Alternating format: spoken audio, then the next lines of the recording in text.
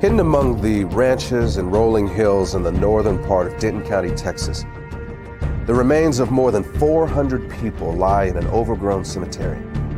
And even though it was abandoned and forgotten a long time ago, a few headstones can still be found. But most of the graves in this place never had headstones to begin with. That's because the people who were buried in them were considered to be property, not much different than a horse or a mule. This is where slaves were buried.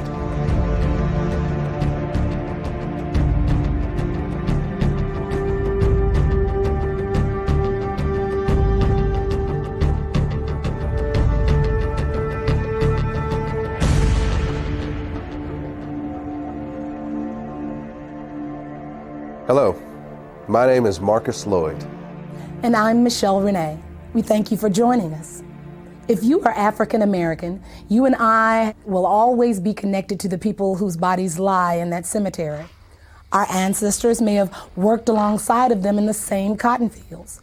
They could have been bought and sold at the same auction houses or had chains hammered around their necks by the same overseer. Some of them may have even been hunted down by the same slave catcher or whipped by the same master. For almost 250 years, our people were held in bondage. And today, this period of history has come to be known by an ancient Swahili word. It's called the MAAFA. And it began when the first Africans were shackled to the bottom of a slave ship. But the irony is that it did not end when the slaves were freed. In fact, it hasn't ended yet. And as you're about to see, a hidden racial agenda is keeping the MAAFA alive into the 21st century.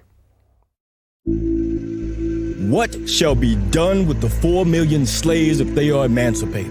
This question has been answered and can be answered in many ways. Primarily, it is a question less for man than for God, less for human intellect than for the laws of nature to solve. Our answer is, do nothing with them. Mind your business and let them mind theirs. Your doing with them is their greatest misfortune. They have been undone by your doings, and all they now ask and really have need of at your hands is just to let them alone. Frederick Douglass, 1862. It is the stupidity of man to think that he can do evil, even some monstrous evil, and it won't have any backlash on himself. But of course, it seldom works that way, and the moment he figures that out, he starts looking for a way to avoid the repercussions of what he's done. This is what happened with slavery. In the early 1800s, as it began to look like the end of slavery might be on the horizon, white America started to be concerned that a day of reckoning was coming. The primary fear for the average person was of retribution and insurrection, and that was a reasonable fear. After all, it's illogical to think that you can do to a whole group of people what was done to African Americans and think that they will just take it lying down forever. And of course, there were things like the Nat Turner uprisings. But for the wealthy elite, their fears went beyond things like insurrection. They were worried about the financial impact. Remember, it was not just the cotton plantations that profited from slavery. Whether you're talking about the banks or the insurance companies, the railroads, even the newspapers, the fact is that almost every aspect of the American economy was at some level or another invested in the slave business. You also need to recognize that for the wealthy elitist who controlled this system, slaves were an asset as long as they were slaves. But at the moment they are set free, they become a liability. And what the elite knew was that the end of slavery would instantly release 4 million people into the economy who had been kept uneducated and effectively unemployable anywhere but the cotton field. And what they were concerned about was that this was going to bankrupt the American economy. Taxes were going to go through the roof to take care of these people. Crime was going to be rampant. The prisons were going to be flooded. There was going to be this population overrun. And in the North, the biggest fear was migration from the South of these black people. The other fear that these people had was intermarriage between blacks and whites would lead to a loss of racial purity. The question was, what were they going to do about it? And their initial thought was that they would just send all the slaves back to Africa. This plan was called colonization, and it had broad support among the wealthy elite. In fact, the American Colonization Society was even funded by the United States Congress. But in the end, colonization proved to be unworkable, and the idea was eventually scrapped. But about that same time, a new philosophy was emerging in the world. It was called eugenics, and for some, it seemed like the perfect solution to what had become known as the Negro dilemma.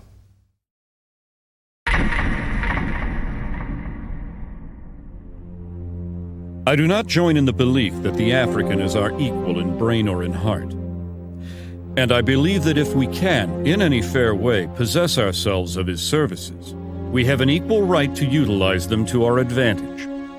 Francis Galton, 1857. Francis Galton is known as the father of eugenics. He actually coined the phrase eugenics. So he believed in trying to increase those he felt were superior in stock and decrease those he felt were inferior. Francis Galton came from a very wealthy family, a family that made its wealth from the slave trade. And what a lot of people don't know is that Francis Galton was a cousin to Charles Darwin.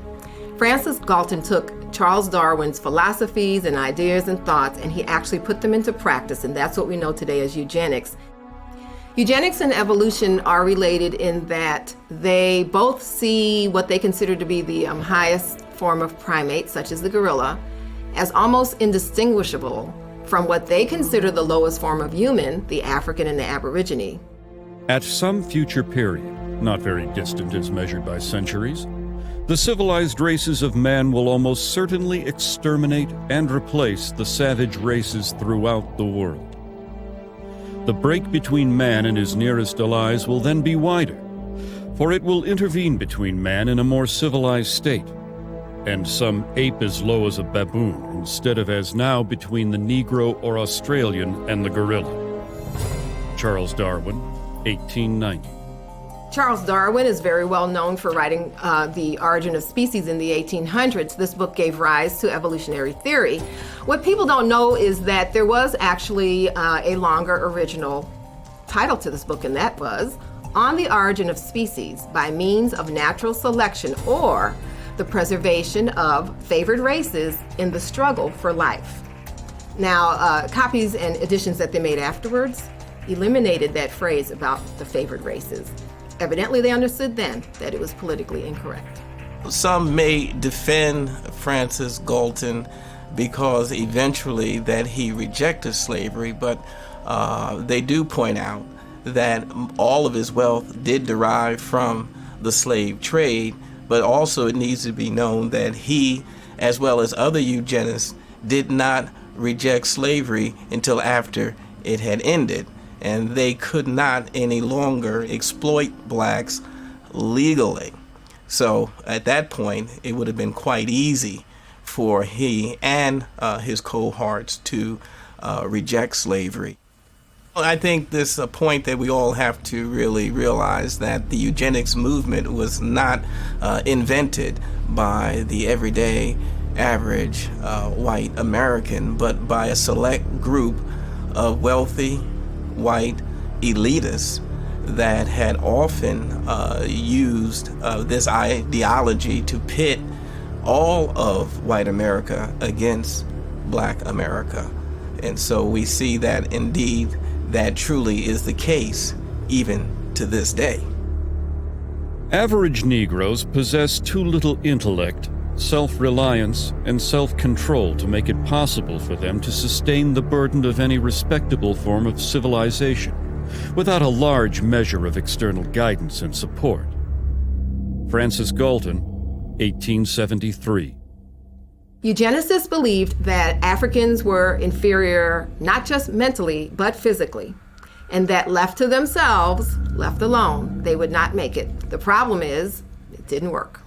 With that failure, the eugenicists moved on to what is known as positive eugenics. In positive eugenics, the eugenicists wanted the white population to reproduce, to have so many children that it overwhelmed the black population. But that didn't work either. Next, they moved on to what they called negative eugenics. They knew that they could not round up all the blacks in the nation and execute them, so they decided to create an environment where they would convince the blacks to severely limit the number of children they were going to have, and thereby commit race suicide.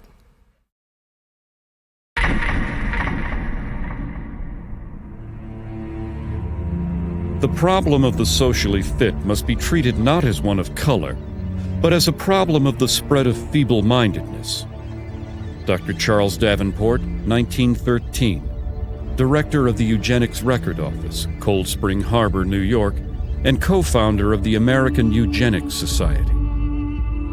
The eugenics realized that they could not promote their agenda simply because they knew it would be viewed as politically incorrect and socially unacceptable. So what they did was use code words that were once successful in slavery, terms such as feeble-minded, unfit, words such as imbecile, immoral, criminal.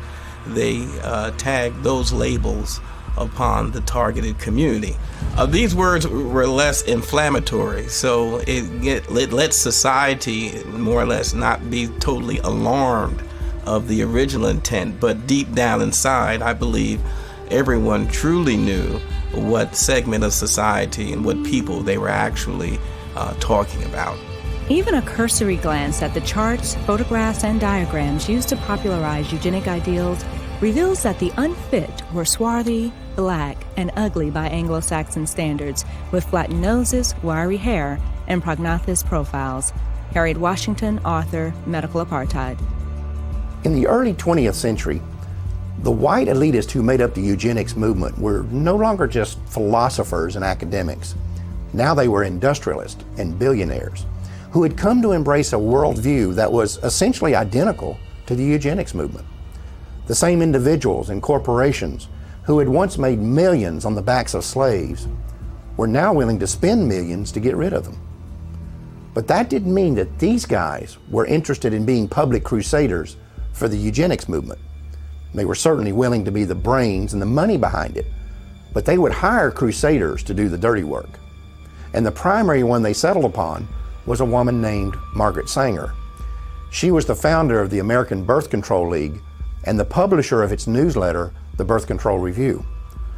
On a practical level, the relationship between Sanger and these elitists was basically a marriage of convenience. In order to advance their common agendas, they needed a front man and she needed money. And the whole thing would be held together by this kind of bizarre obsession with race and class. The result was that the American Birth Control League became the driving force behind the American eugenics movement. Eugenics would no longer just be a philosophy. Sanger and others like her were going to put it into practice. We are paying for and even submitting to the dictates of an ever-increasing, unceasingly spawning class of human beings who never should have been born at all. Margaret Sanger, 1922. The laws of nature require the obliteration of the unfit, and human life is valuable only when it is of use to the community or race. Madison Grant, 1916, co-founder, American Eugenics Society. The black man has never been a competitor, but has always been subservient to the white race. And just so long as he remains subservient, his position is secure. And just so soon as he becomes a competitor, his fate is sealed. Dr. Benjamin Hayes, eugenicist, 1905. The American Birth Control League was wise enough to get their program of population control across by using what had worked in the past, the same code words that had established the institution of slavery and that was also used by the early eugenics movement was once again used by the American Birth Control League. The Margaret Sangers of those days did not come out and say they were trying to eliminate black people. What they did say, they were trying to rid society of the feeble-minded. They were trying to rid the society of the criminal. Well, she was successful simply because of her eugenics friends for the past 50 years had put those labels on minorities and African Americans, and therefore society was more or less desensitized. In effect, the code words hid the agenda of Margaret Sanger and the eugenists. At that time, they did shift over to what they call the quality of life. It was a philosophy unquestionably used to target the poor simply because what the quality of life at its core meaning was that poor people really didn't have a reason to live. Only the white, those with status, had any chance of a meaningful or purposeful life. The solution for the poor now was not to eliminate the circumstances that would cause poverty. Their solution now was to eliminate the poor, eliminate the impoverished, and just wipe them off the face of the earth. The practice of birth control among the majority of colored people would probably be more eugenic than among their white compatriots. The dissemination of the information of birth control should have begun with this class, rather than with the upper social and economic classes of white citizens. Walter Turpening, Birth Control Review, 1932. In virtually every community where Negroes dwell, one finds them in fat times and lean alike, contributing a disproportionate number to the roles of the dependents and delinquents. They make excessive demands on the white man's charity and overtax his patients. Newell Sims, Birth Control Review, 1932. Author Madison Grant was a co-founder of the American Eugenics Society and an officer of the New York Zoological Society. In 1906, he had authorized an exhibit at the Bronx Zoo in which a 22-year-old African named Ota Benga was displayed in a cage in the monkey house. Sharing the cage with Benga was an orangutan. When a local clergyman protested the exhibit, he said that it was clearly intended to be a demonstration of Darwin's theory of evolution. Local proponents of Darwinism apparently agreed and labeled the display educational. 10 years after this event, Ota Benga committed suicide.